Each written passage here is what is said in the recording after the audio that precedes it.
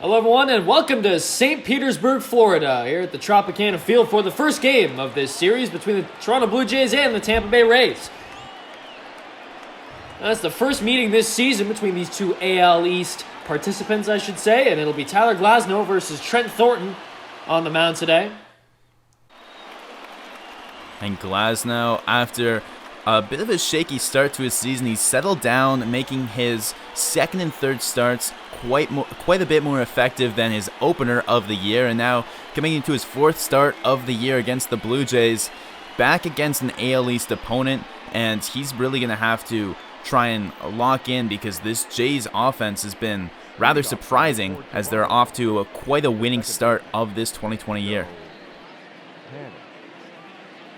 Yeah, and the opposite for the Rays, who are 5-14 to start their season. Panik fouls off that first pitch, and we are underway here for, as I mentioned, the first game of this road trip as well for the Blue Jays. This is the first of 3 towns that they'll be stopping in, all in the AL East. And for a new road trip, they've got a new look to their lineup. You see Joe Panik leading off here. Bichette gets the day off. Panik leading off for the third time so far this year. It's worked well in the first 2 games. He's 3 for 9 with a couple runs scored and got a career .315 on base percentage when he leads off.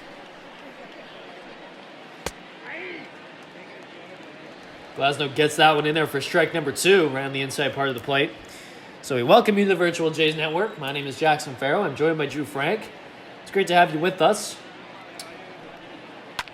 As Joe Panik grounds that one right over to third.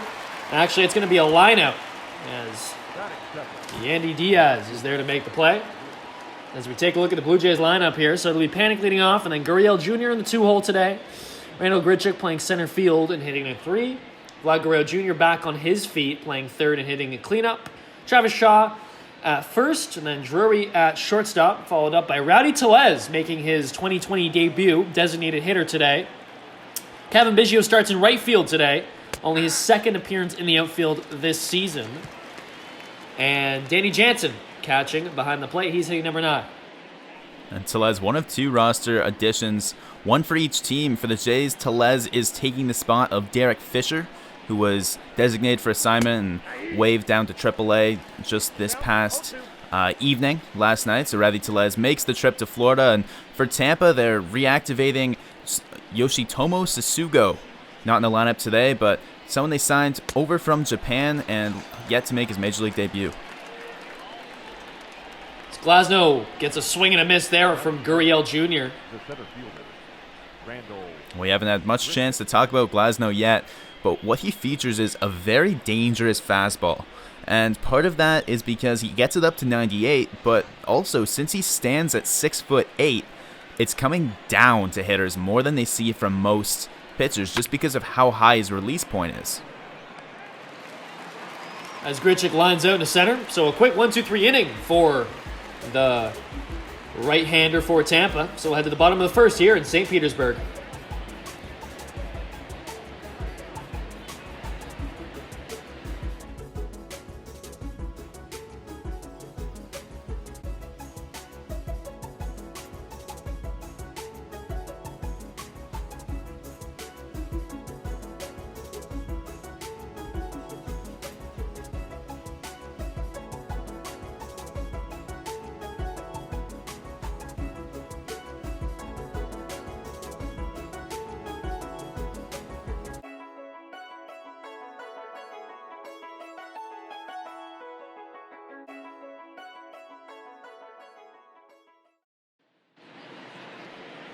Hello everyone and welcome back as we'll see Trent Thornton start this game for the Blue Jays today.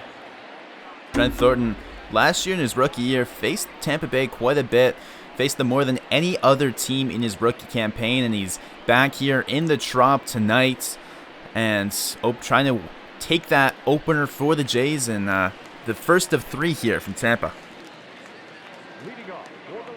And he'll be going up against Joey Wendell, designated hitter today. A versatile infielder takes ball 1 up high.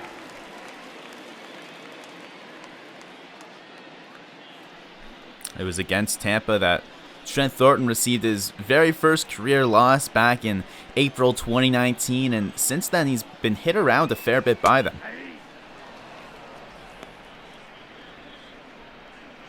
Unfortunately for him, Jays only managed to win one of the 5 games that he pitched against them last year, going 1 for 4 on the year, and 2020 potentially a fresh chance for starting over for him.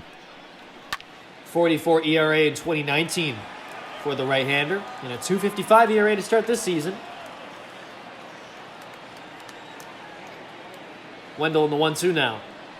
Takes inside there, evens up the count at 2 now. That slider missing heavily inside. A very lefty-heavy lineup this Rays order is today. Swing and a miss there from the first lefty Thornton sees. And his first strikeout of the day.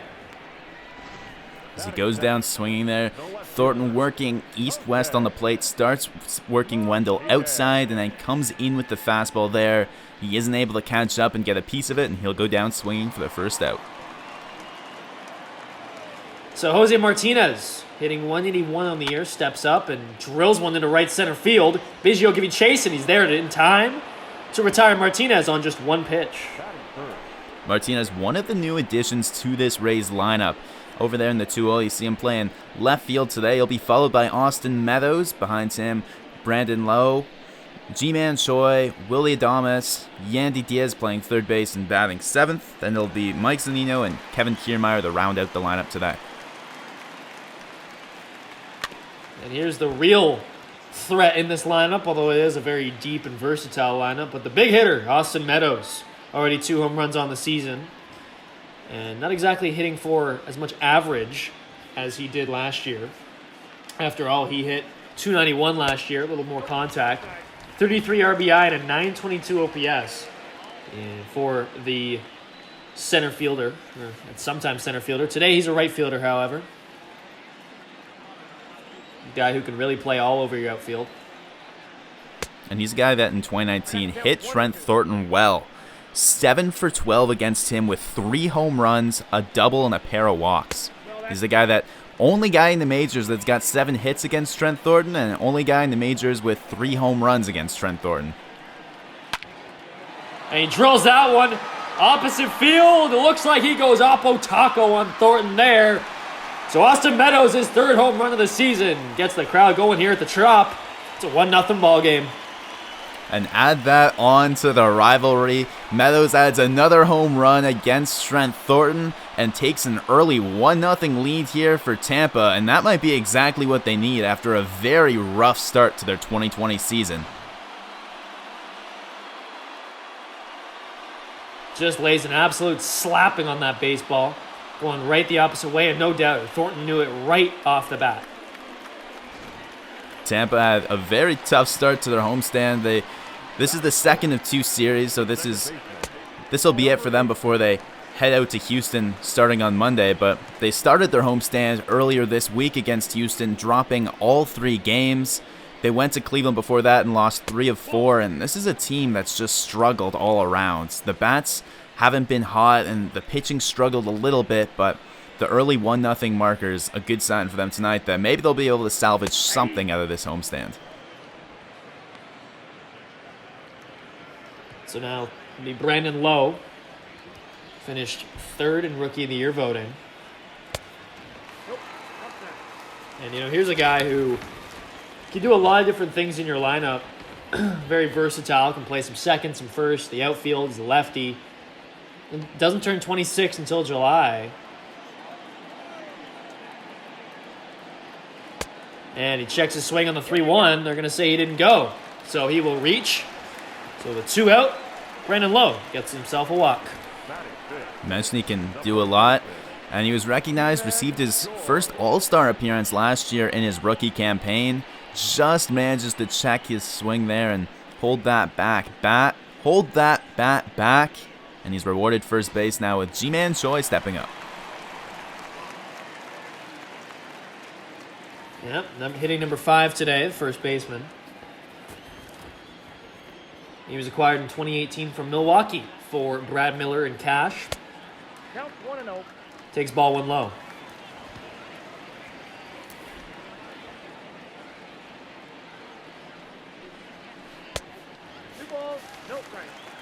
And Choi, a guy who he can give you some pop. Last year he hit 19 home runs and an 822 OPS. Pretty good bat in your lineup, especially as a lefty right in the middle of the order. And now there'll be a quick meeting at the mound between the catcher Danny Jansen and Trent Thornton. As he's in a 2-0 count here, he's already allowed a home run to Austin Meadows in this inning and a walk. So after failing to retire the last 2 batters,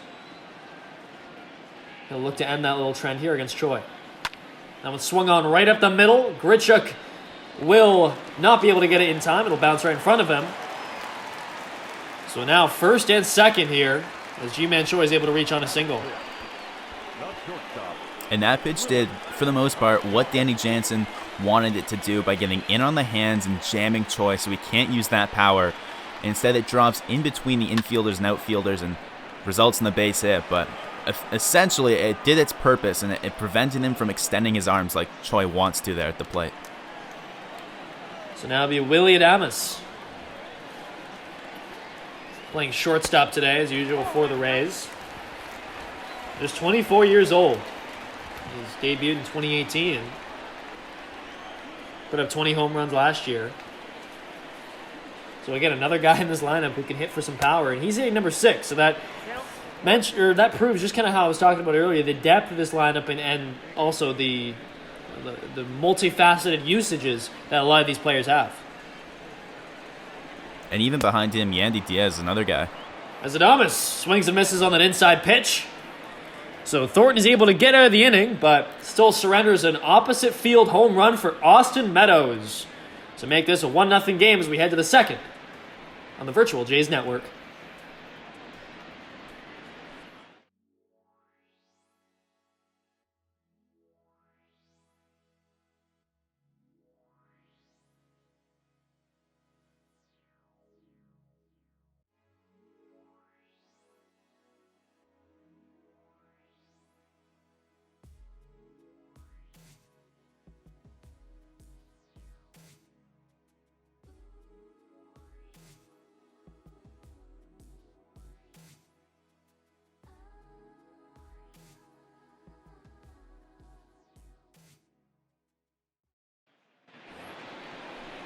Hello everyone and welcome back on the virtual Jays Network. Jackson Farough alongside Drew Frank on the first game of this AL East road trip that the Jays are embarking on. And the first stop is St. Petersburg for a nice little weekend set, taking on Tyler Glasnow, who had a very quick first inning, just 8 pitches needed. And he starts things off with a 99-mile-per-hour fastball on the inside part of the plate to the cleanup hitter, Vlad Guerrero Jr. I mentioned a little bit off the top that Glasnow started his season a little rough here in 2020, and his quick inning really didn't give us much of a chance to expand on that, but his opening outing was against the Yankees, where Tampa lost 7-0. 5 of those runs charged to him as he didn't get through the 5th inning. As that one is flown out to right, Austin Meadows there to make the play. That is it. The first baseman, number 6, Travis Shaw.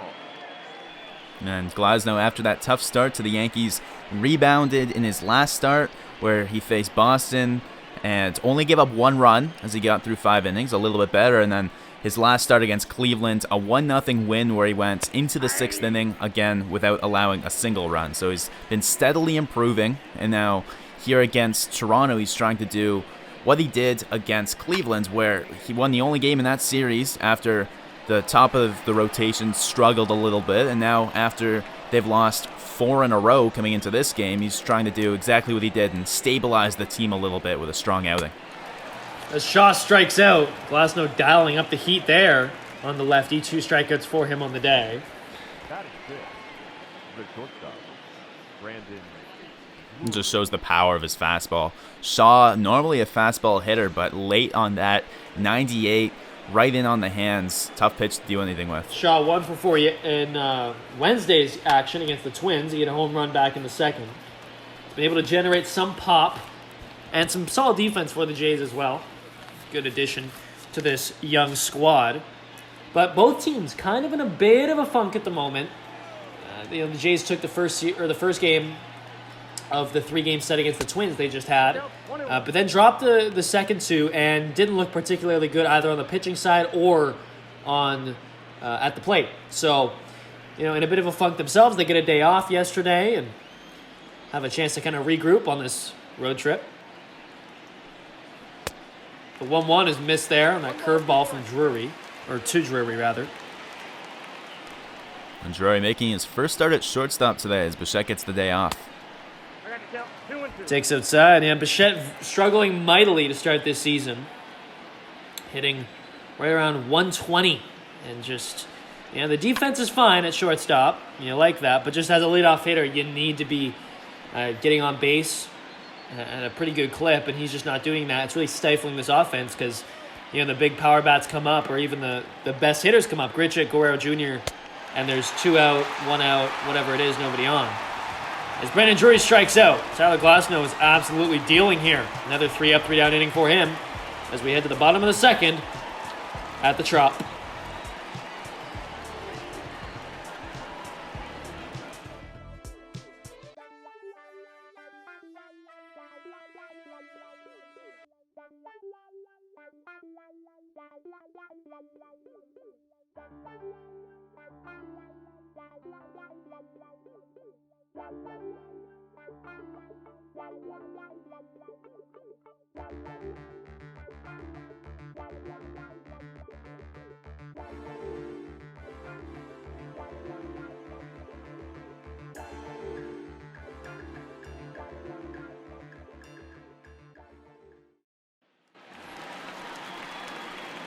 Welcome back to Tropicana Field. We're going to see Yandy Diaz, the third baseman, lead off the second inning for the Rays here.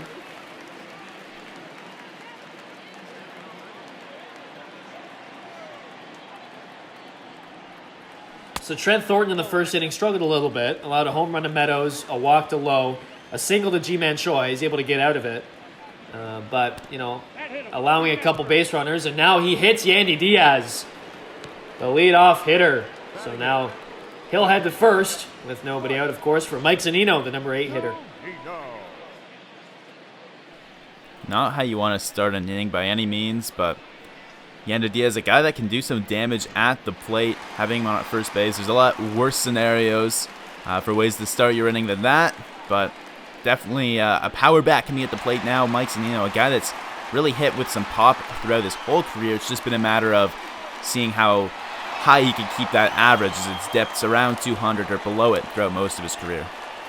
Third overall pick. Way back in 2012 by Seattle out of the University of Florida. 6'2", 235. He's 29 years old. He'll be a free agent after the season and was traded over here to Tampa prior to last season.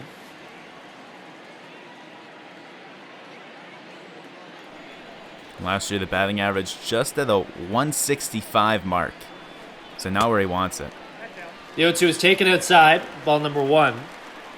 And so if you're Thornton here, you've got to run around first. Yes, but you've got the 8-9 hitters coming up. So here's a chance for you, to potentially limit the damage. Especially with this lineup, going to be turning over. You want to make sure you can, get these outs when you can. 3-2 now to Zunino.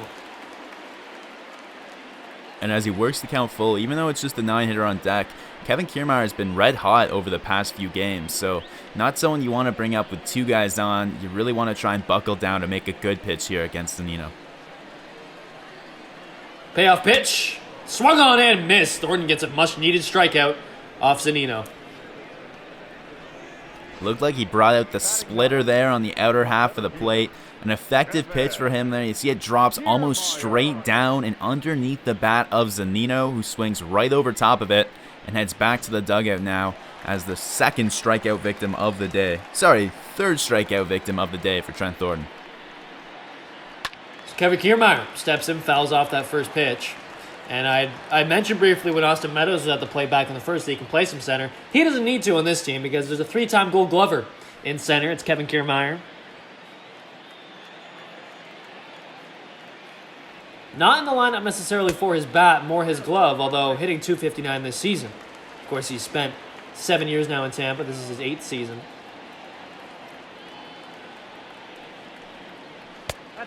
Checks his swing, and it's 2-1 count. I got 2-1 the count. And over his past 10 games, he's hitting .361 with a home run, going 13 for 36.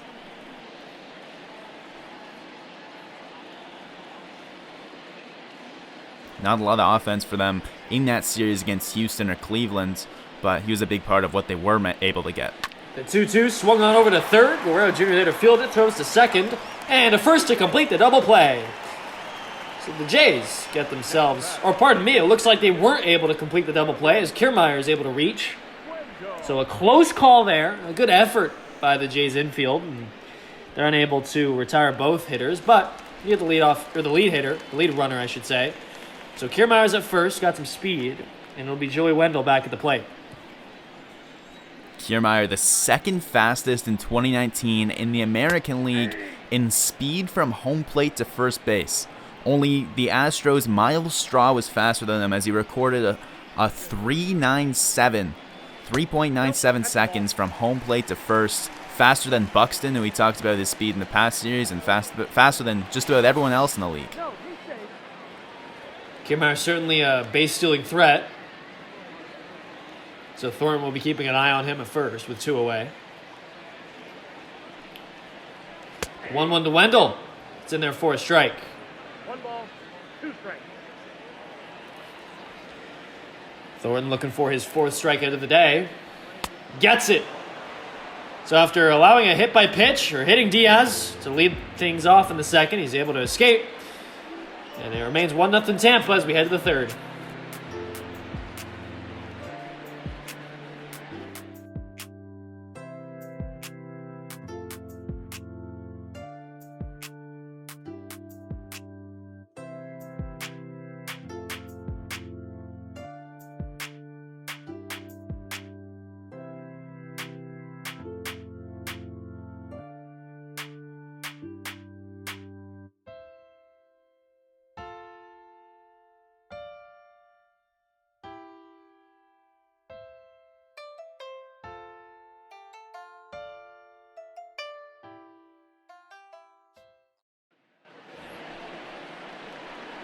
Well, everyone, and welcome back as we'll see Rowdy Tellez make his debut up here with the Blue Jays this season. Hit 21 home runs last year.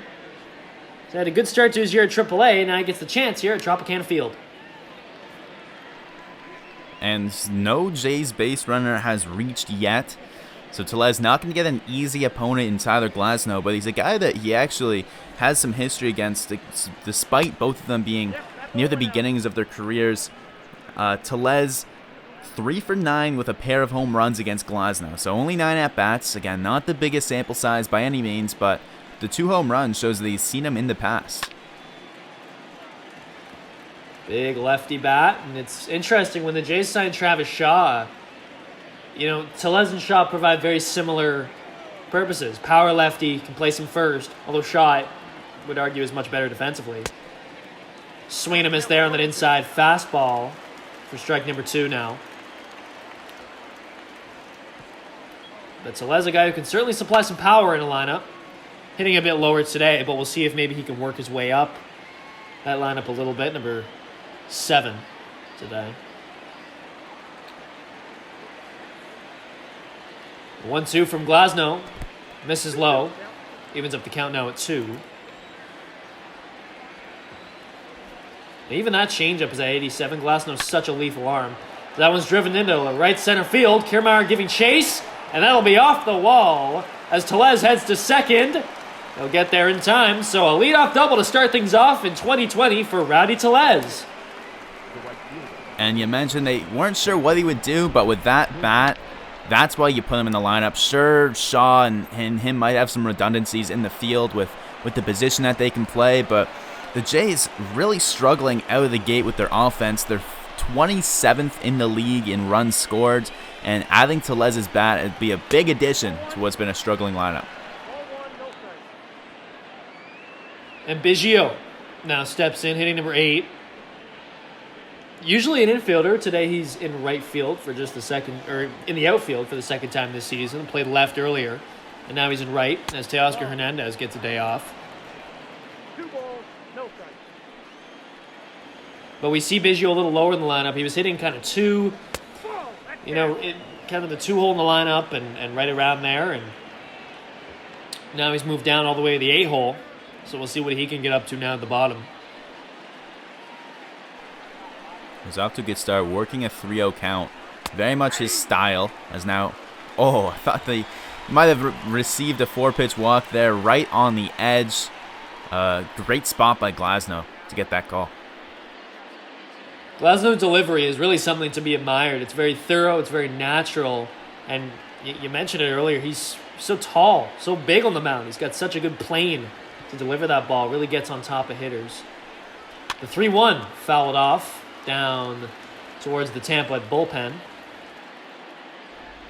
And so that's why, even though he only pitched 60 innings in 2019, he looked like he was potentially in line for a run at the Cy Young. He put up a 1.78 ERA in those 60 innings and really looked dominant throughout.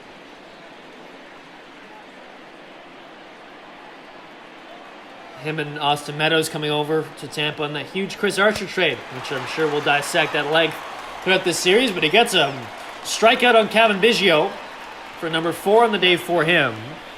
And now 1 away, still Rowdy Tellez at second for Danny Jansen, the catcher. And who better than Jansen, the guy lower in the lineup, but that hasn't stopped him from being one of the most clutch hitters on this Jays team.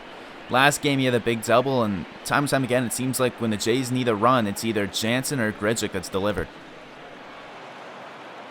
As that one is fielded there by Zunino, he was in the dirt. He's able to block it and keep Tellez at second. Not much speed there from Tellez. The 2-0 to Jansen misses away for ball number 3.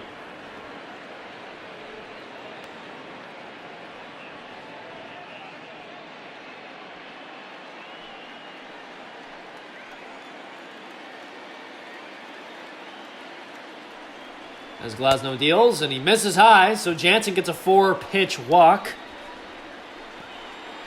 Now first and second just 1 away, and we'll see if the top of the lineup can drive these runs home. It'll be Joe Panik. And the walks were what really hurt Glasnow early in his career, and part of what led the Pirates to almost giving up on him as they were willing to part ways with him. They saw that his motion was too unconventional to really control himself, and the walks were an issue. In his final season with Pittsburgh back in 2017, he was walking 6.5 batters per 9, which is just not sustainable. He's managed to bring that all the way down, and it was 2.1 last year in those 60 innings that he pitched successfully. Well, he had a 5.79 ERA over the course of 3 seasons in Pittsburgh, a combined 141 innings pitched. As he gets a strikeout there on Joe Panik. And now 2 away, gets him with the high fastball. Now back, left fielder. That is the weapon that you can expect to see all night. The fastball with that velocity that creeps up around 100. It'll sit 96, 97, and up to 98. But then he adds to that with a big breaking ball that's got a ton of drop to it. So an inflated ERA in Pittsburgh for Glasnow, 5.79, comes over to Tampa. Over the course of 2 seasons, 116 innings pitched, a 2.94 ERA, and last year had it all the way down to 1.78 in 12 starts. So we're seeing much improvement from Glasnow. Clearly a different approach, or perhaps just more confidence. Regardless, he's looking good here. He's got to escape this first and second 2-out situation. He's in a 1-1 count to Gurriel Jr.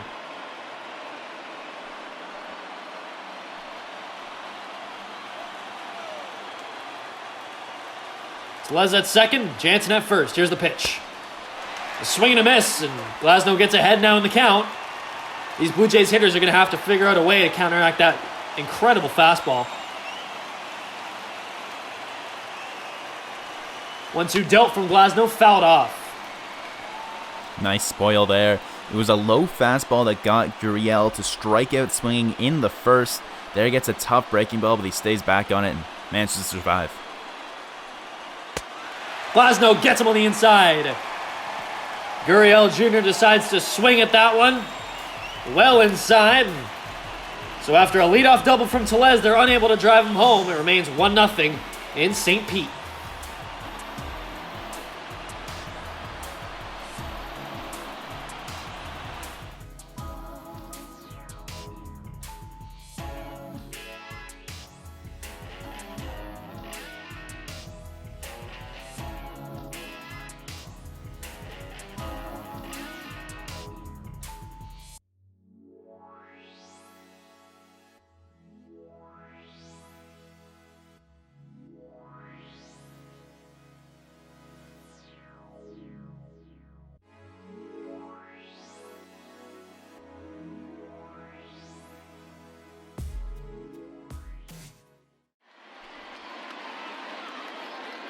And welcome back as we take a look at some hitting stats for the Tampa Bay Rays to start off this season.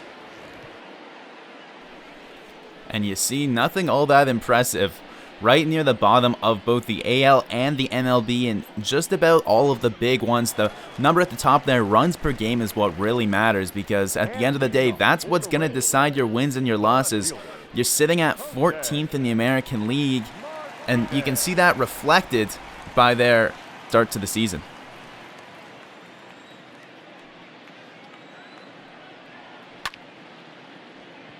As that one is popped into right by Jose Martinez to start off this game, or start off this inning rather. Former St. Louis Cardinal. Now batting, right fielder, Austin. That one drops in front of Biggio. Starting in right field for the first time this season. We saw him in left earlier, as you mentioned off the top. Here in right field, he's got a bit of a smaller space than left to patrol, just because of how this park is laid out. Not as big as a gap to cover.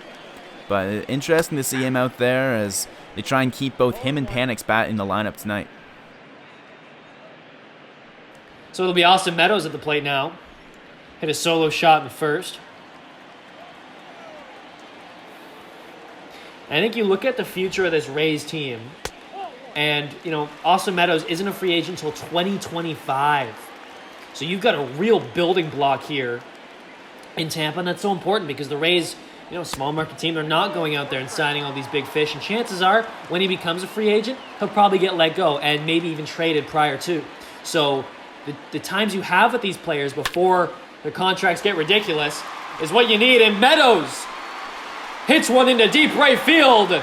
It's over the wall and gone. 2 for 2 on the day and 2 home runs. His 4th on the season. He sure has Trent Thornton's number, doesn't he?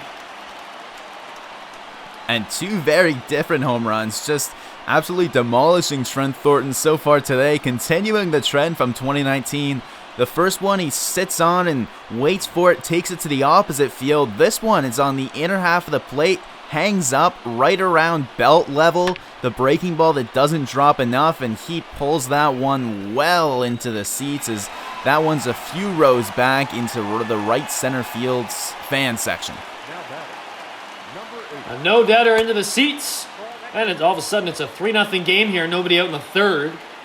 Trent Thornton running into some issues, but all the runs generated off hits from Austin Meadows.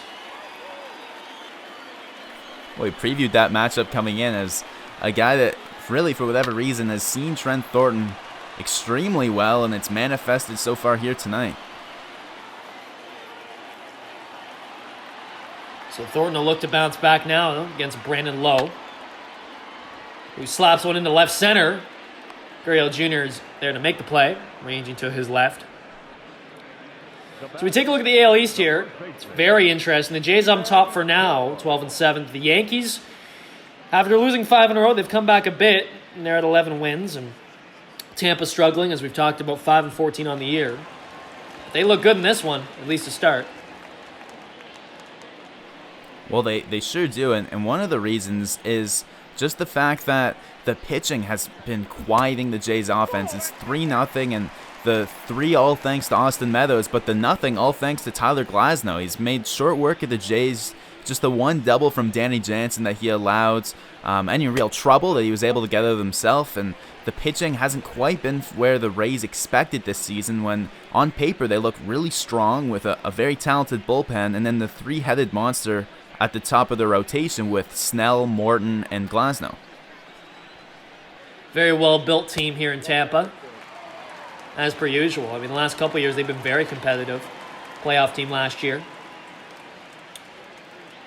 Went all the way to the ALDS. And we'll see what they can do this year.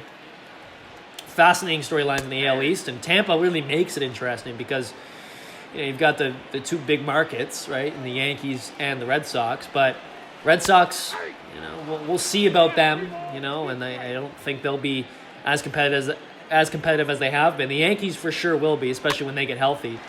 But Tampa's a team that can really, make some waves in this division, in this conference, or in this league rather, in the American League. And as Ji-Man Choi hits one the other way, and he'll reach with one away now.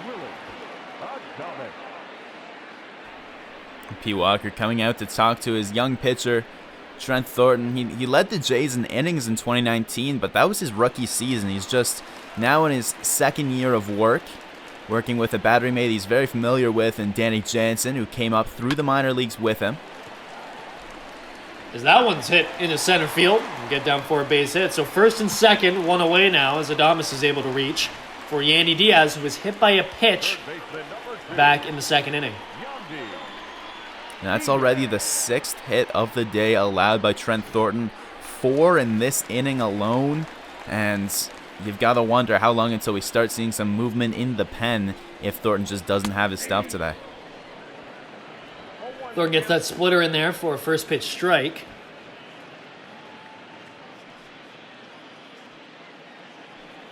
Yeah, and after a day off yesterday, Blue Jays bullpen should be well rested.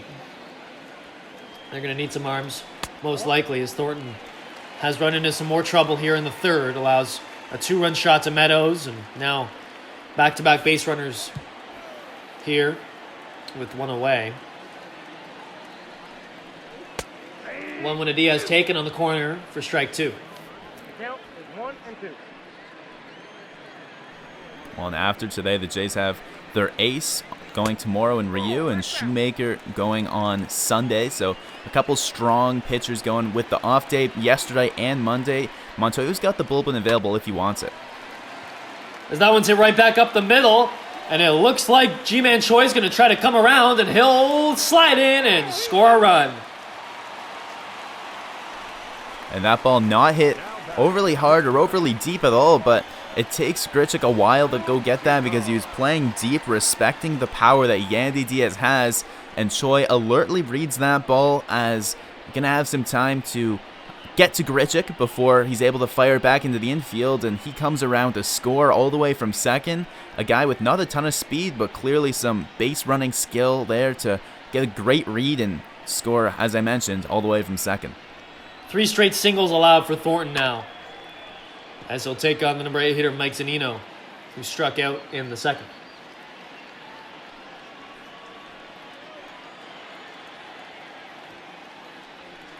Thornton already up to 62 pitches now as that one is hit into right field. And looks like Adames is going to actually stop at third. A good throw in by Biggio there. Keeps the runner not able to try to come home. But now 4 straight singles allowed here by Thornton. This Rays lineup really doing a good job of just, next man up mentality. And he's leaving a lot of pitches over the middle of the plate right now.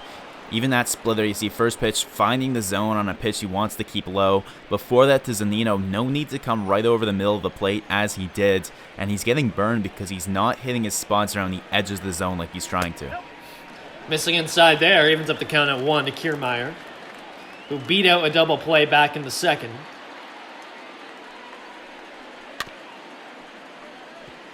Swings on an inside pitch, fouled off though, as it rode right up on the hands there. So 2 strikes, 1 ball to the number 9 hitter, Kiermaier. Takes just outside for ball number 2. So yeah, you're right about that, Drew. Thornton just missing his spots right now, not able to hit those corners the way he wants to.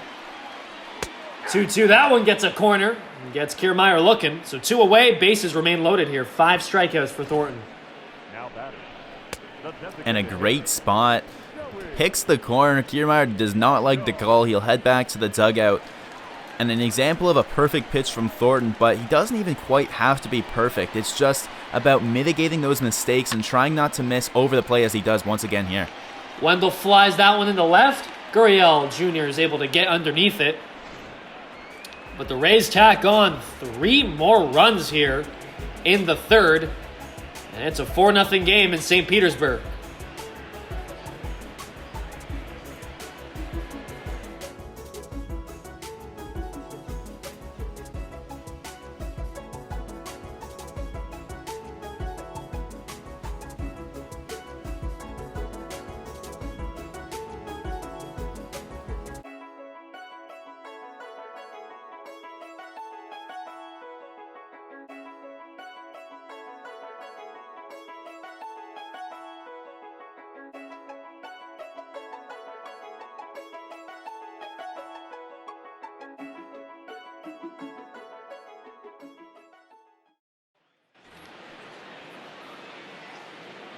Welcome back. Bit of a strikeout fest.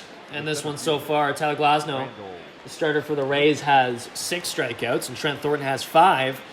But the difference is that Glasnow is working very effectively through 3, allowing just 2 base runners.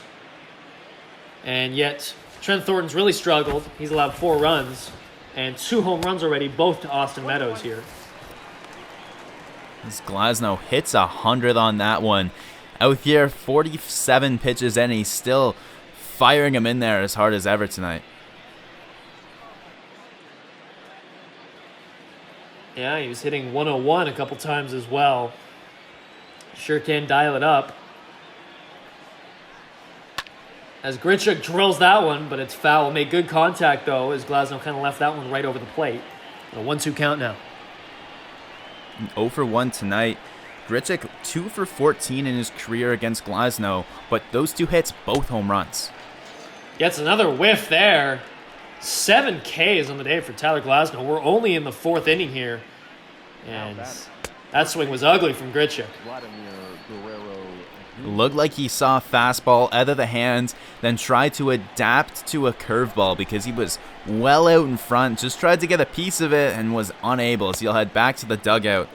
Another strikeout, and for Grichuk, we said he was 2 for 14, now 2 for 15. That's his 8th strikeout in those 15 plate appearances.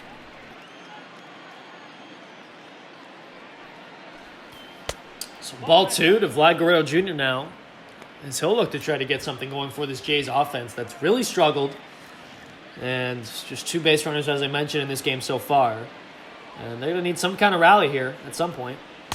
And it looks like it's going to be tough to get off Glasnow as he's really dealing. Being able to command a slider like that. Well, the leadoff double by Tellez was a chance to get something going as Jansen walked and they had 2 on with only 1 out, but they were unable to move either of them even further than where they were and stranded them on first and second as their first real chance against Glasnow went unconverted upon. The 2-2 swung on over into right field. Meadows chasing and catches it as he runs into foul territory. 2 away now as Travis Shaw will step up. Well, as Travis Shaw steps up yesterday, celebrated his 30th birthday on our off day, so we weren't able to wish him a happy birthday, but today able to wish my partner Jackson Farough a happy birthday here on April 17th. Appreciate that, Drew, as that one has popped up into the infield. First baseman Choi comes over and makes the play. So another 3-up, 3-down inning for Glasnow, who's absolutely dealing here. Head to the bottom of the 4th. It's 4-0 Tampa.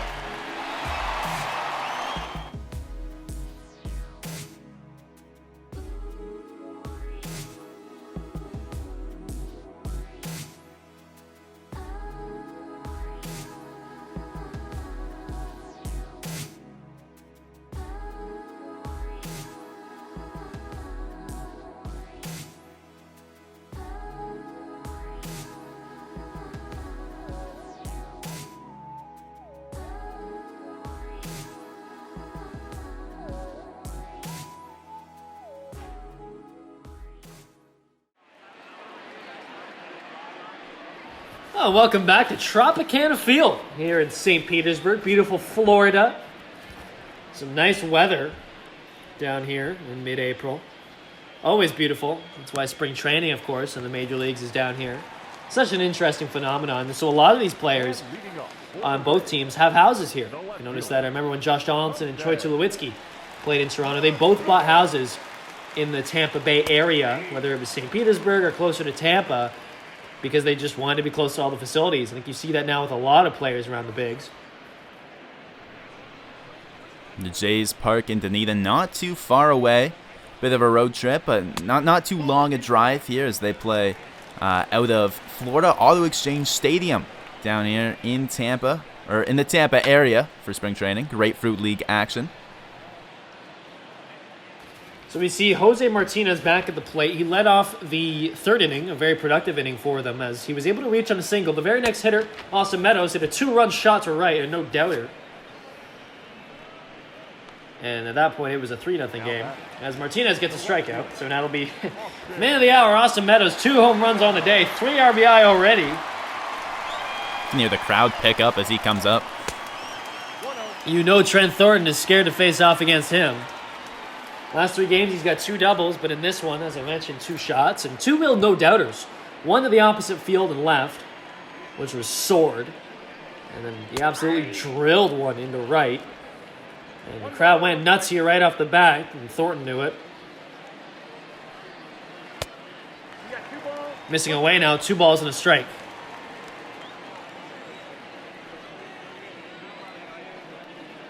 That's ball 3.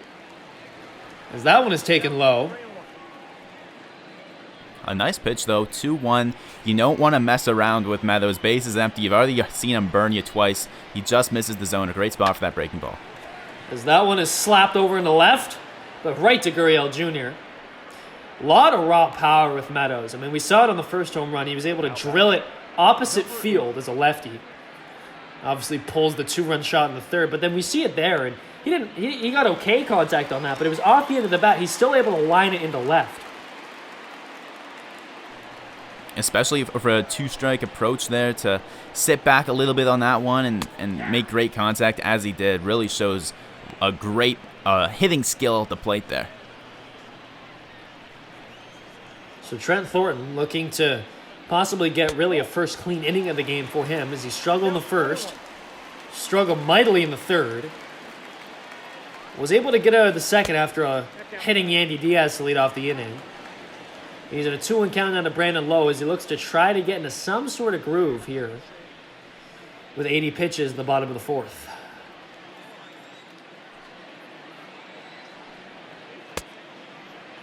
Gets a strike in there, swinging on Lowe, so it's a 2-2 count.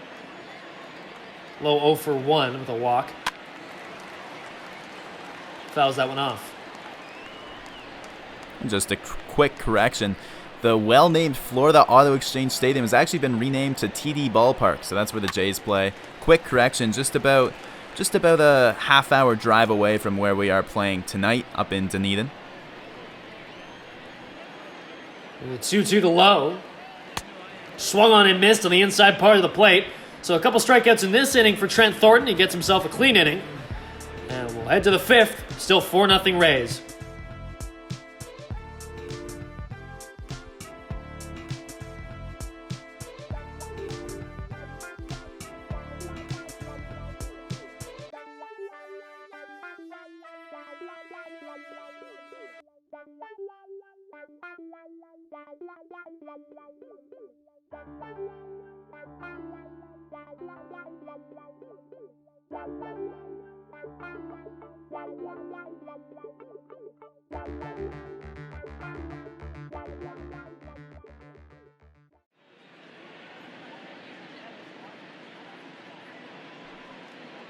Well, welcome back to the Virtual Jays Network. Jackson Farough alongside Drew Frank for this one. And we see Pete Walker, pitching coach for the Blue Jays, having a conversation there. And, you know, it's been tough pitching so far for the Blue Jays. Trent Thornton has allowed 4 runs already in this one.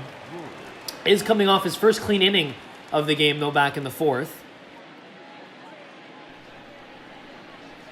Picks up a couple strikeouts in that 4th inning. Gotta wonder, though, how much is left for him in the tank. Thought maybe he might not even be put back out for the 4th inning after a shaky third that he managed to strand the bases loaded after allowing 3 more runs to score there. But comes out, pitches a nice 4th, and we may see him again for the 5th. Glasnow missing low on that fastball. So 2-0 to Drury. You mentioned he's playing shortstop today in the absence of Bo Bichette. He's getting a day off. Hits that one up towards second. It's fielded and thrown out there. Brandon Lowe making the play. So the leadoff hitter is retired. Now batting. Earlier this season, we saw Gurriel get a couple of shots playing shortstop, and here tonight he's back in left field as he usually is, and it's Drury who gets his first chance of the year. He hasn't played much shortstop at all. He's only started there in 5 different games throughout his career, but worked on it throughout the spring and getting his first game action with the Jays here tonight. We see the infield shifting heavily now as Rowdy Tellez is up.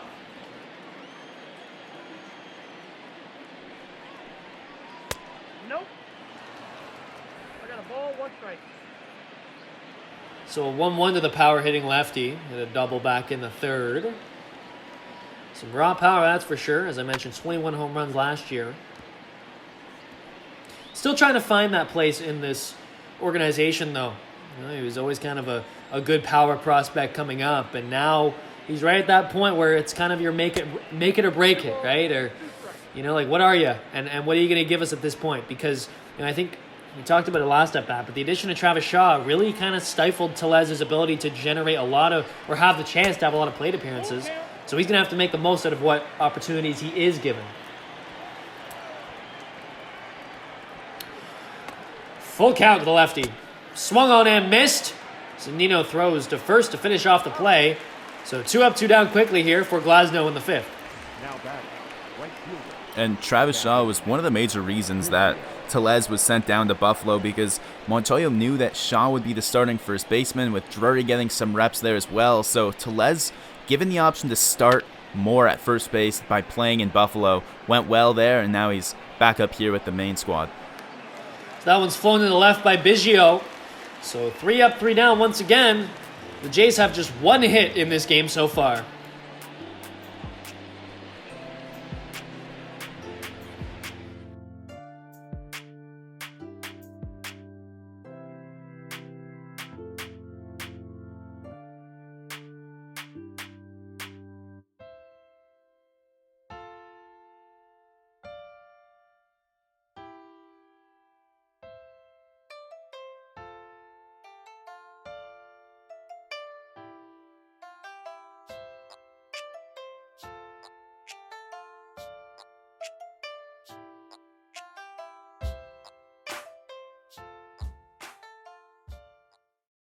Ladies and gentlemen, your attention please. Hello everyone and welcome back.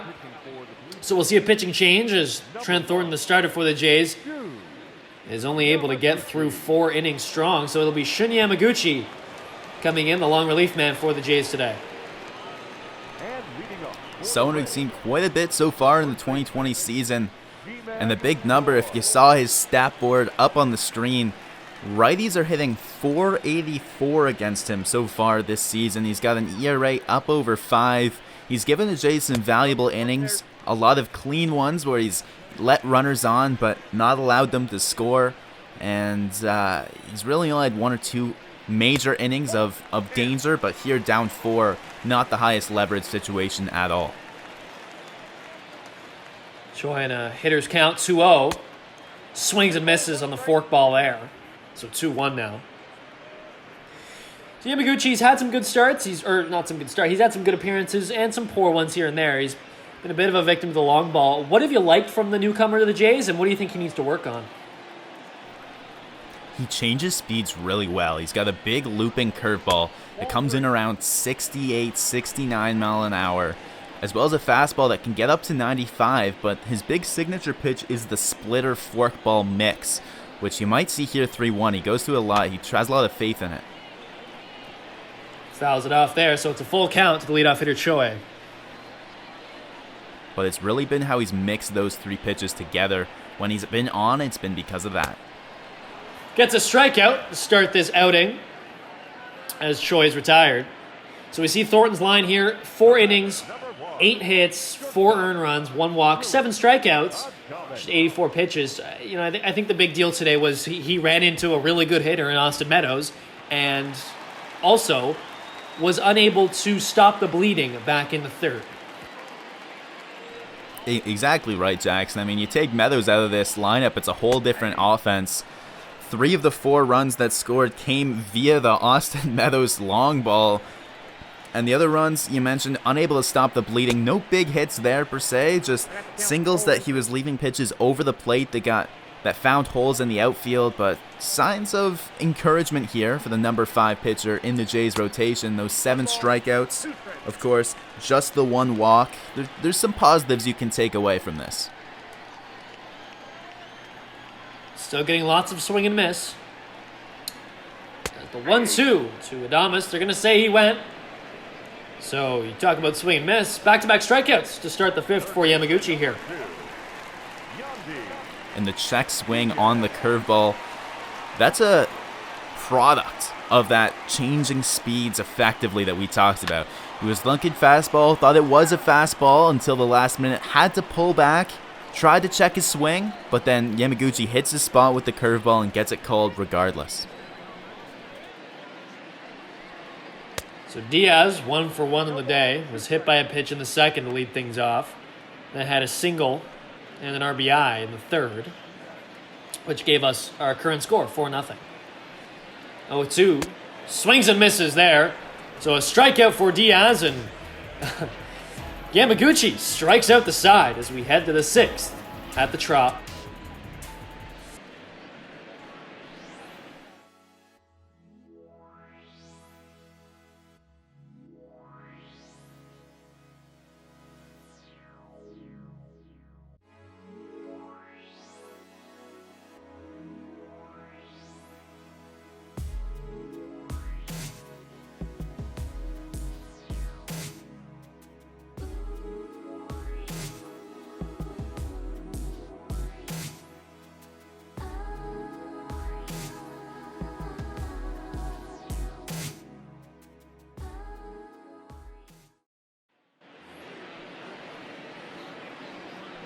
Leading off for the Blue Jays. Oh, welcome back to Virtual Jays Network. Jackson Farough alongside Drew Frank. So it's the number 9 hitter leading off the inning for the Jays, Danny Jansen, catching. He walked back in the 3rd inning.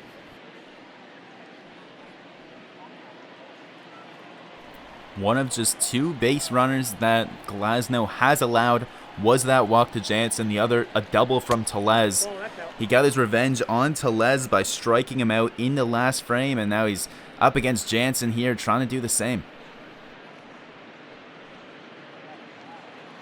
Jansen 2 for 4 yet on Wednesday.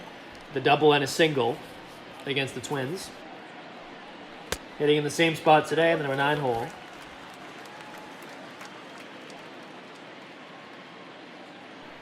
And important that Glasnow's kept his pitch count down.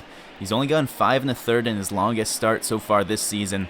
1 out of the way from matching that here, and only, at 68 pitches, he could go further than that tonight. Yeah, and Tampa's been keeping a very close eye on Glasnow's innings and how much he pitches. They really want to protect that arm, and I don't blame him with him throwing 100 there. Evens up the count at 2 now.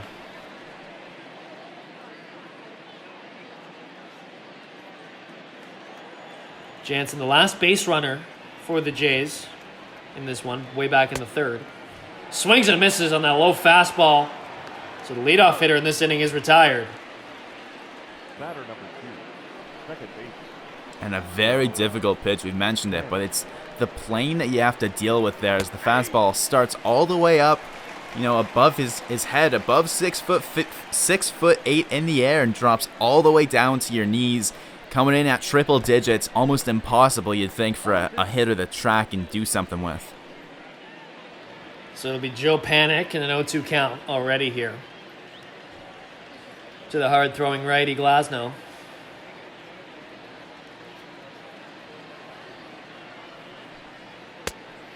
Misses high, ball 1. And you talk about, if you want to talk about making good trades and seeing the returns, how about the Tampa Bay Rays? Austin Meadows and Tyler Glasnow, both arguably the 2 best players in this game so far. Glasnow's dealing here in the 6th.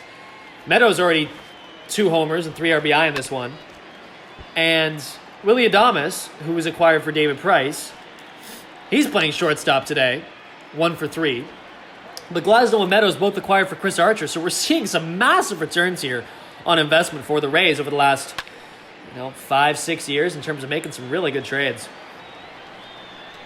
Well, when the Archer trade went down, it looked pretty one-sided in favor of Tampa, but as time has gone on, it's looked even worse and worse as these two young players have really emerged as stars. And in addition, it wasn't even just a 2-for-1. Tampa also picked up Shane Baz, a right-handed pitcher who's looked really good for them and is their number 9 prospect according to MLB.com.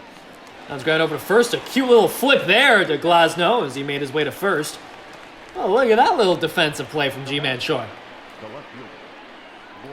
Well, a little bit unnecessary, I think it's safe to say. It all sorts of time before Joe Panik came over, but, I mean, it got the out, so what more can you say than that?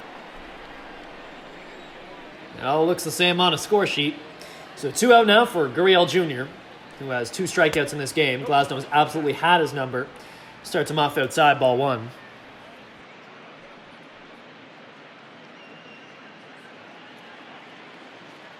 But yes, I mean, those trades, those lopsided ones, especially the Pittsburgh one. It's funny, Neil Huntington was GM of the Pirates, and then last year, after 2019, he actually gets relieved of his duties. So, interesting how that works out when you make a couple bad trades. And as we head to the bottom of the 6th here in St. Petersburg.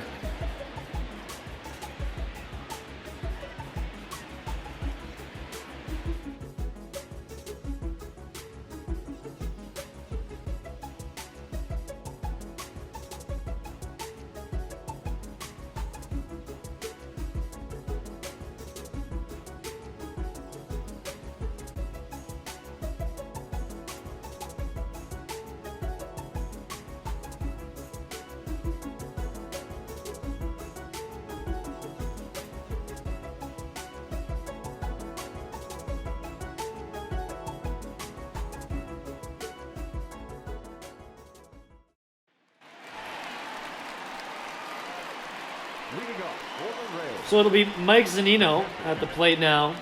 1 for 2 on the day against Shinya Yamaguchi, coming out for his 2nd inning of work.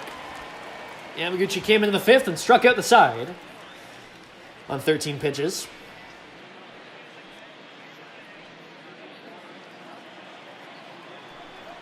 And the strikeouts have always been a problem for Mike Zunino throughout his career. He's averaging right around 200 and his 162-game average just because he really sells out for power quite often in his swing. And it's worked for him. He's got 3 20-home run seasons, which is impressive and surprising as a catcher. And he's also a guy that brings great defense. So you can handle an average around or below 200 for a guy that is really going to work his staff well and bring some pop to the bottom of your lineup. 1 ball, 2 strikes to Zunino. Grounds that one over. Panik playing in the shift, make the play. 1 away now. The Jays' defense has been surprisingly good in both the infield and the outfield. A team that struggled with it in 2019. The addition of a couple veterans and the development of some of their young players has really shown improvements in both sections. Well, it's very clear that they noticed that, and they said, okay, defense is a weakness for us. Let's go out and get a couple vets who can play solid, in the field. And Travis Shaw, first baseman, very solid defensively. And same thing with Joe Panik, former Gold Glover. So Kevin Kiermaier at the plate. You talk about a good defensive player. We've got one here, as I mentioned earlier, 3-time Gold Glover. One of the better center fielders in all of baseball, and for a while there, it was, Pilar, Trout, and Kiermaier battling for that Gold Glove in the American League. Don't think that's the case now. I think it's kind of just down to Kiermaier and Trout. Kevin Pilar, got traded to the National League, and now he's back with Boston, but he'll primarily be a right fielder, I think. We saw Buxton this past series. He's a guy that's emerged since those early days as someone that's been right in it, winning one himself. Yep, absolutely. A lot of good center fielders in the American League. 1-2 to Kiermaier. Swung on, fouled off.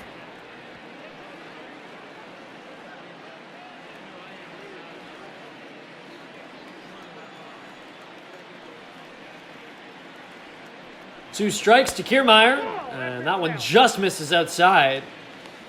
Seeing good sequencing from Yamaguchi. You talked about it earlier. He's mixing in that splitter / forkball really well, but man, he'll get that fastball up to the mid-90s. Keeps those hitters honest. As that one is off the end of the bat to third. Guerrero Jr. fields and throws.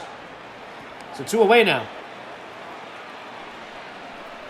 And that third base has been a bit of a rotating spot for the Jays. We've seen Drury there. We've seen Vladimir Guerrero Jr. there. And we've yet to see it, but Travis Shaw's played quite a bit of third base in his career as well. But now it's maybe looking like we might see some more rotation in this Jays outfield. Derek Fisher sent down means that Alford's the only outfielder on the bench, but we've already seen Biggio play a couple games out there. Drury can play some outfields, and it might seem like maybe the outfield's where we'll see a bit more rotation moving forward, as maybe even Lourdes Gurriel plays some infield as a bit of give and take there. We've seen that so far already. Yep, that ball went out. Yeah, really the only, solid presence in that outfield has been Grichuk in center. We've seen Hernandez there a couple times, but for the most part, Randall Grichuk, that is his job to lose. We'll see Anthony Alford up here and there. But I think it's still one of the biggest weaknesses on this Jays team is power, and not necessarily power in the outfield, but just, good players in the outfield. They really lack those, stabilizing presences out there. So 2 perfect innings of relief for Yamaguchi as we head to the 7th in St. Petersburg.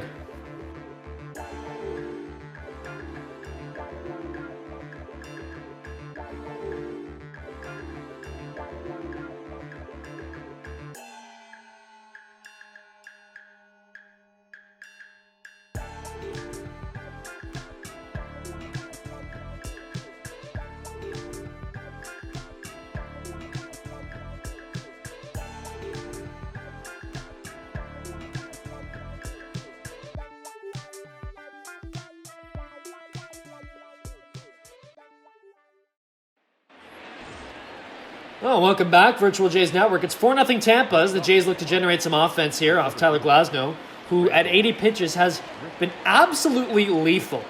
We're seeing that fastball working. He's been able to command it. He's dialing it up for heat. He hit 101 on the gun a number of times in this one. And Grichuk, who's 2 for 15 in his career, I guess now, 2 for 17 in his career now against Glasnow, unless today's numbers count against that. But regardless, a couple homers against him. And it's kind of interesting because Glasnow, we talked about how he was a Pirate to start his career, being traded for Chris Archer as part of that package. Randall Grichuk actually faced him 4 times in 2016, picked up a home run there when he was a Cardinal and Glasnow was a Pirate. Then again in 2018 and 2019, and homered off him in 2019 as a Blue Jay when Glasnow was a Ray. So kind of seeing him at both parts of his career, once in relief, once as a starter, and just 2 different looks at Glasnow in 2 very different contexts. 1-2 to Grichuk. It's driven to the left field, and it looks like it'll sail foul, but some good power shown. Grichuk wanting that one. Talk about the storylines on the other side as Meadows knew Thornton and managed to do something here. Grichuk, knowing Glasnow, hasn't been able to convert as he goes down swinging with his 2nd strikeout swinging and 0 for 3 on the day. 10 Ks on the day for Glasnow. You see Grichuk walk to the bench. And we were talking a little bit about the outfield, the Jays outfield in the last half inning, about how there just really isn't a lot of stability out there right now. They don't have a number of reliable starters in the outfield at the moment. Because you got Randall Grichuk in center, who has looked good this season at the plate. But a couple strikeouts in this one for him. But Teoscar Hernandez has been in and out of the lineup and, struggling here and there at the plate. Kevin Biggio is in right field today, but he's primarily an infielder. And Derek Fisher DFA'd last night, and he really struggled to start the season as well, and now he'll have to battle back from AAA. Fisher got one of the last spots on the team, primarily because he was out of options. Both him and Anthony Alford had no options left. Well, McKinney had options and Tellez had options, so those 2 sent down to Buffalo. Alford and Fisher started the season with the Jays, but after Fisher went 1 for 13 with 9 strikeouts, He worked his way right back down to Buffalo. Or maybe Buffalo. He has to clear waivers, seeing if maybe there'll be interest and he'll get another home. Back-to-back strikeouts to start this inning for Glasnow. 11 on the day as Guerrero Jr. swings on that high offering. And you've got to wonder how much left in the tank for Glasnow, or how much the Rays will let him extract out of that tank, as they've really given him a lighter load so far this year. They started him as the 5th starter in the rotation. Well, of course, it's a talented rotation. You'd figure normally he'd be higher up, but they're trying to limit his innings partially that way, as well as pulling him before working into the 7th, as he's already thrown a season high 6 2/3 here tonight.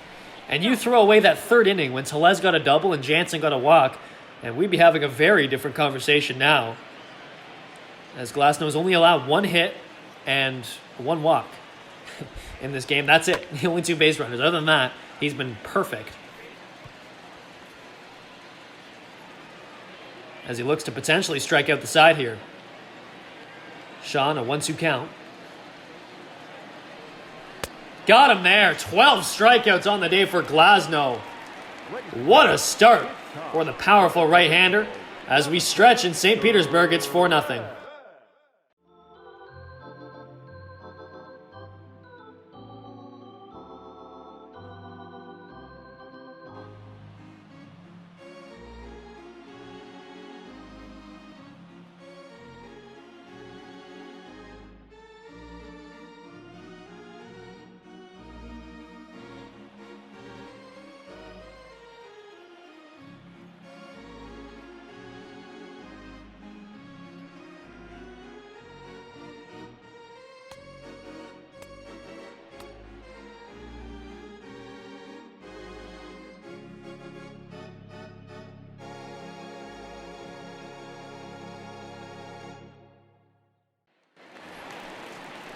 So it'll be Jose Martinez leading off the 7th, just as he did in the 3rd and the 4th.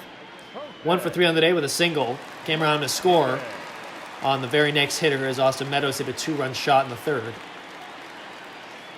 So Yamaguchi, who has delivered 2 perfect innings of relief, will go out trying for a 3rd. Starts off strike 1 to Martinez. See a couple righties warming. Wilmer Font was up in the pen the last half inning while the Jays were batting, and now it'll be Gavilio and Miller instead. Already with Yamaguchi in the game, the Jays have all sorts of options out in the pen after yesterday's off day to go to. This bullpen's been an area of strength so far for the Jays this season, and it continues here. The 0-2 grounded over to 3rd. Guerrero Jr. fields, takes a couple steps to his left, and makes the throw. So Austin Meadows comes up now to the plate. He's already hit a couple home runs in this game, as we've talked about.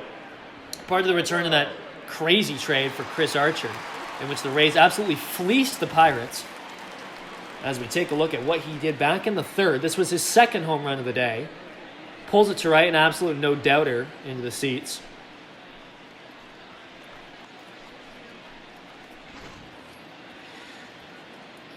And so Meadows, we were talking about the outfield for the Jays. Here's Meadows, a perfect right fielder. He's got power. He's a lefty bat in this division. He can hit 3 for you.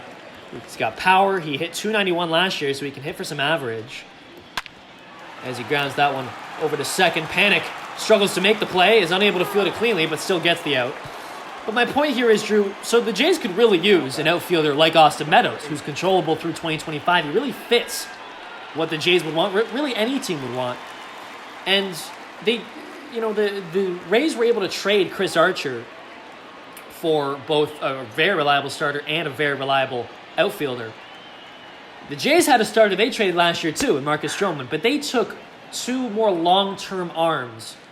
And I think a lot of Jays fans would have loved to get a package, including a guy like Austin Meadows, right? A guy who could play now for you, and a guy who could do a lot of different things at the plate. I think one of the things that happened after that Archer deal was that teams saw that and were able to realize, hey, we don't want to be the guys that are getting fleeced, and made the Jays package for Stroman a lot harder to get. As Yamaguchi gets to another clean inning, as we head To the 8th in St. Petersburg, Jays looking to rally.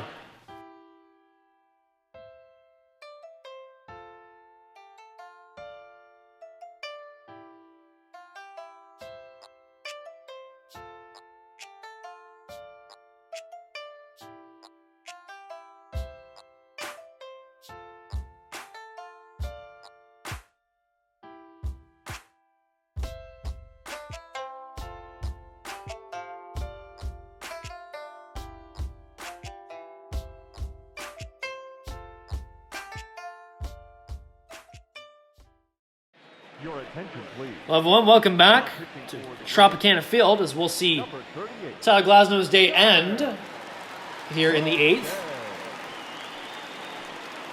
So now it'll be Colin Posh Leading off up for the Rays. the shortstop. And mercy finally shown upon these Jays hitters as Glasnow is lifted from the game. A phenomenal start for him today, and man, Jays are going to be in tough having to deal with him in the division for the next few years. You're right about that. These Rays are set up with a couple potential franchise cornerstones. You look at the way Meadows and Glasnow have just played today. I mean, really perfect showcases if you hadn't seen them already.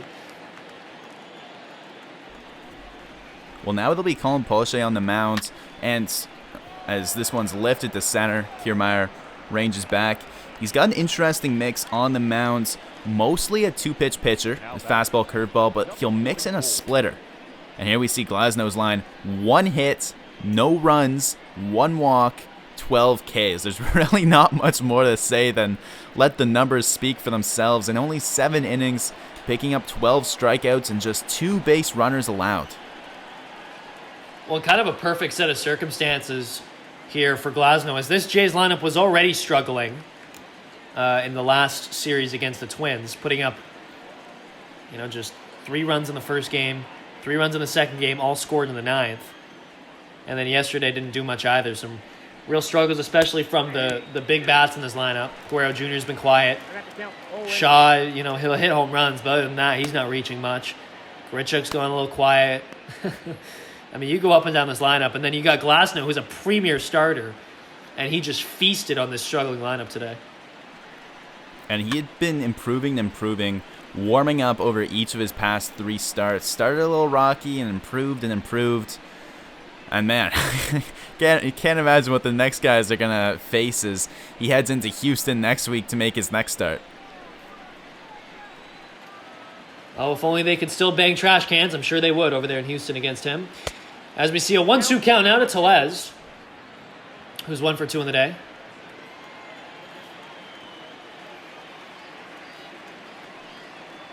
1 ball, 2 strikes. Tellez strikes out for the second time today. Kind of the MO with Tellez. He'll hit a double for you, but he'll also get a couple strikeouts. As we see a starter comparison on the day, and really no contest. Yeah, not much to say here. It starts right at the very top, 4 innings versus 7 innings. And that'll tell you a lot right there in and of itself. Glasnow makes the longest outing of his season. Trent Thornton makes the shortest outing of his season. And as a result, the Jays are yet to scratch the run column. Well, Trent Thornton's already been sitting on the bench for a while. Spiggio lifts that one into center. Kiermaier ranges back, makes the play. So 3 up, 3 down here for Poche in the 8th as we head to the bottom. 5, 6, 7 hitters up for the Rays.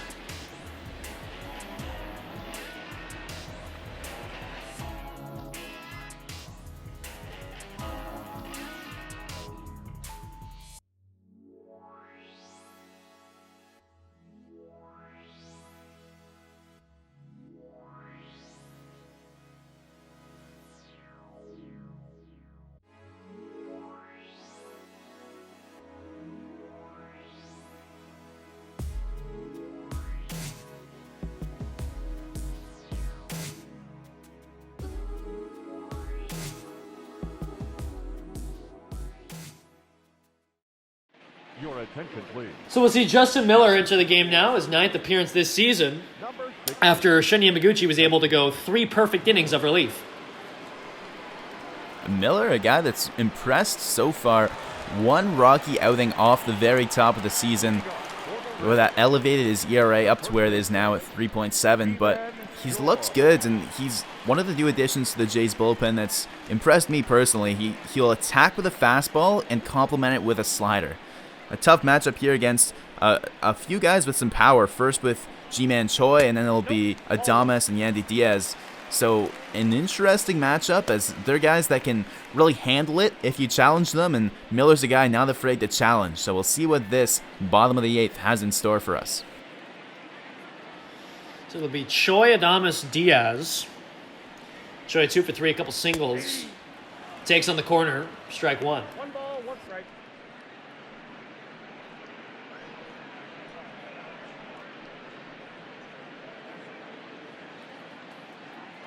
And so we see now with the pitching for the Blue Jays, the bullpen's been good. We'll see if Miller can continue that. But Yamaguchi, a very good outing today. But the Jays just not able to generate anything offensively, so it doesn't really matter how good your bullpen is if you're already down 4-0. It is a good sign, though, as they get on the road trip. You've got a bunch of important games ahead of you. You can't let one loss bring you down. You need something you can point to reset, give you some confidence, and hey, the bullpen's been won so far tonight. 1-2 to Choi. That one gets right up on him, and he decides to swing on it. So a strikeout to start things off in this outing for Miller. Miller pitched in the Jays' last game back Wednesday night against the Twins. He pitched a clean 9th. The Jays at that point were already down by 5 runs, so pretty low leverage, but facing Sano, Donaldson, and Garver, 3 big bats, and he managed to get 2 of them to strike out. So coming off a pretty nice outing here, so far so good. So the shortstop, Adames, now 1 for 3 on the day.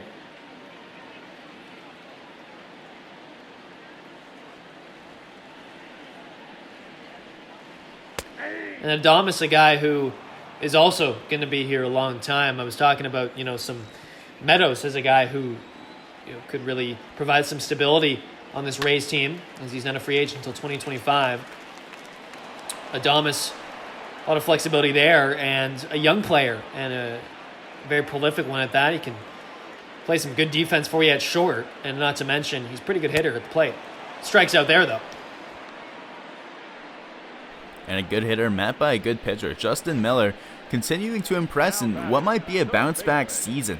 Last year, struggled in Washington, was losing his high-leverage innings in the bullpen before going down with a season-ending injury. Here just signs a short-term contract with Toronto to try and reestablish himself as an elite reliever, and looked good so far. So 2 strikeouts and 2 outs in this inning. Now, with nobody on, it's Yandy Diaz up. And Miller's getting low leverage innings, which, of course, is the start to working your way back up. And you might say maybe it's not as impressive to strike people out down 4 in the 8th than in a closing role that someone like Ken Giles might get. But, hey, you can only get out the people in front of you. And 2020 for Justin Miller, he's done exactly that. And 3 really good hitters here. Choi, the lefty, who was 2 for 3 on the day. Adames, who can put up some 20 home runs last season, and he can get a hit off you. He's 1 for 4 on the day. And Yandy Diaz, of course, who can hit for contact very well. 2 strikes to the third baseman. And a strikeout there. So Justin Miller strikes out the side in the 8th. His bullpen, 4 perfect innings for the Jays, but it's still 4-0 as the Jays look to get some offense.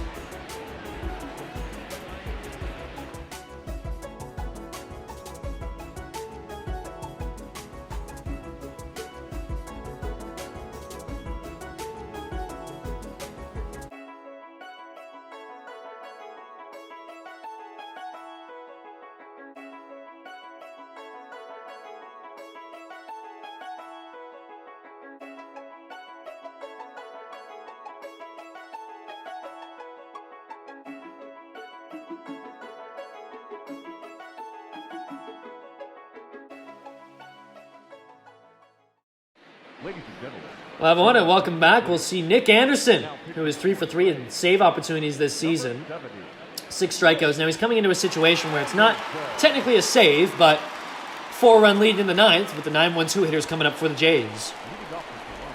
And the reason we're seeing him outside of a safe situation is because he hasn't had many chances to work. We mentioned the Tampa Bay Rays just 5-14 so far. So he's saved 3 of those 5 wins, but that's not necessarily enough work for your closer. So here, a 4-run game where he's facing one of the Jays' better hitters in Jansen, and then the top of the order, they bring him in just to be safe, and you can't fault anyone for that decision. That sinker missing away, so 2 balls to the catcher, Jansen. 0 for 1 with a walk and a strikeout. And so Anderson, a very, very powerful right-handed reliever. He's going to keep bringing the fastballs. There you see that at 98. He also has a big curveball similar to the mix with Glasnow, but he's got a strong sinker that Glasnow doesn't quite have that'll cut in on the righties like Jansen. 3 balls, no strikes. That one taken inside, so Jansen gets a walk. 2 walks on the day for the catcher, and he was actually the Jays' last base runner of this game back in the 3rd inning. The only inning, other than this one now, that the Jays had actually gotten some base runners. So he walks again. And now it'll be Joe Panik, who's 0 for 3 on the day, who will try to generate some offense here for the Jays, their last chance to do so.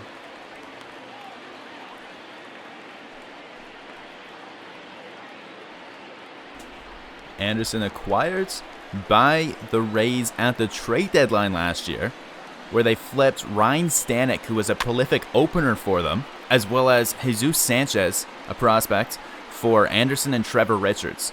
Anderson closing for them now and kind of replacing Ryan Stanek as a 1-inning guy, and instead of opening games, closing them.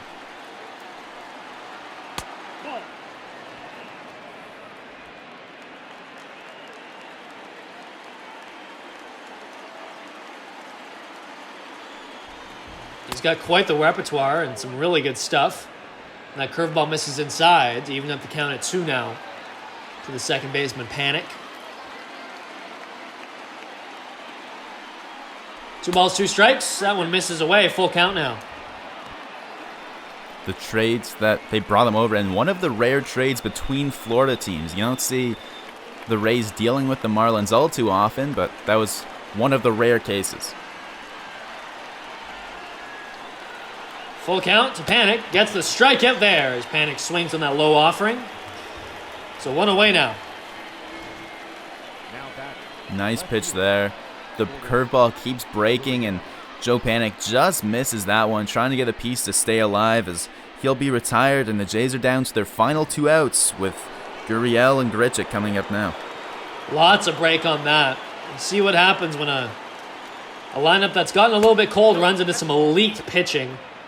And we've seen it today. The Jays have just been absolutely stifled, getting just 1 hit, 3 base runners all game, and 2 of them have been Danny Jansen with 2 walks.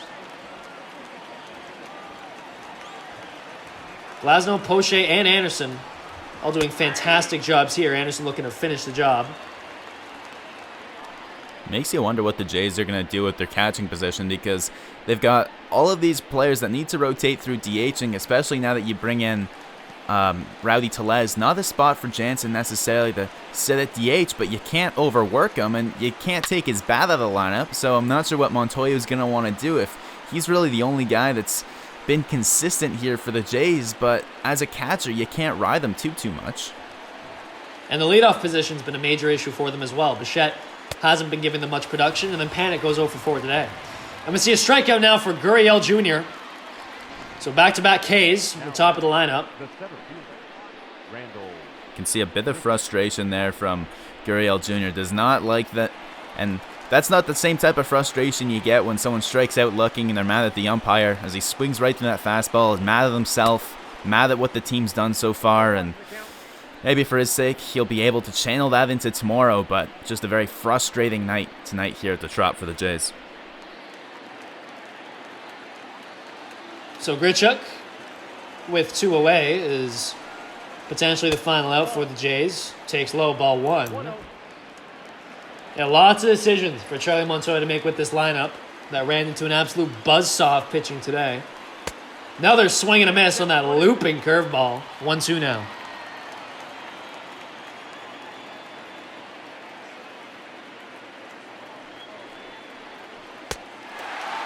Swing and a miss there. Anderson gets 3 straight strikeouts after a leadoff walk and finishes off this one. So a 4-0 win for the Tampa Bay Rays. They advance to 6-14 on the year, and the Jays have now dropped 3 in a row. A bounce back for the Rays. Nice for them to be able to try and turn around this homestand after getting swept at home by the Astros. A worst-case scenario there as you're trying to impress the home fans. Here they bounce back. They take out the Jays on the back of a phenomenal outing by Tyler Glasnow. And to sum up this game in one quick little stat, Tampa scored 4 runs and the Jays only had 3 base runners, as Tampa dominated all night tonight. They sure did.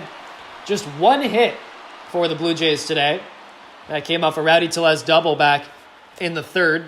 But man, what an outing for Tyler Glasnow today. I think that's the clear story. And, really one of these starts that you may look back on at the end of the year and say, wow, look at that game. That was really the start of an incredible run for Glasnow. 12 strikeouts, just 1 hit over 7. And listen, if it was a close game, he possibly could have gone even longer. He was looking to be in absolute control. And some experts coming into 2020 had him as a bit of a dark horse candidate for that AL Cy Young. Of course, he's going to have to compete with his own teammates, as both Snell and Morton have the pedigree to be in that competition.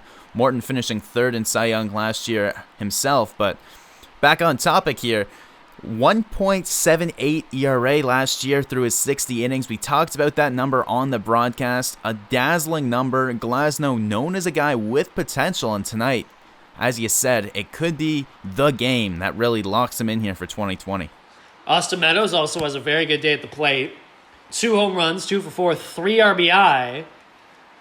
And we also saw the Rays doing a very good job of manufacturing offense against the starter Thornton, who had a very difficult day on the mound, albeit against some very good approaches at the plate by the Rays. I've got a pretty good idea who's going to be in Trent Thornton's nightmares tonight. Austin Meadows just all over him once again today. Crazy how now in just 15 plate appearances against Trent Thornton, he's already got 5 home runs against him and all sorts of RBIs. Once again, Meadows looked locked in, and it was just part of just one cog in the machine that was the Tampa Bay Rays offense tonight. Wasn't quite the same outburst as we saw from the Twins in the past couple days. The Twins put up 8, and then they put up 7 the very next day, but this game, it almost felt like an even bigger deficit just because of how locked in the Rays pitching was to go in tandem with that offense. So a 4-0 win for the Rays. And it'll be Hyun-Jin Ryu against Blake Snell tomorrow. A 6 p.m. start. Note that an hour earlier of a start time on a Saturday night in St. Petersburg. So we will see you then as the Jays look to bounce back after now losing 3 in a row. And a pretty good pitching matchup as well, as Ryu will look to get the Jays back in the win column. So thank you for joining us today on the Virtual Jays Network. For Jackson Farough and Drew Frank, have a great night, everyone.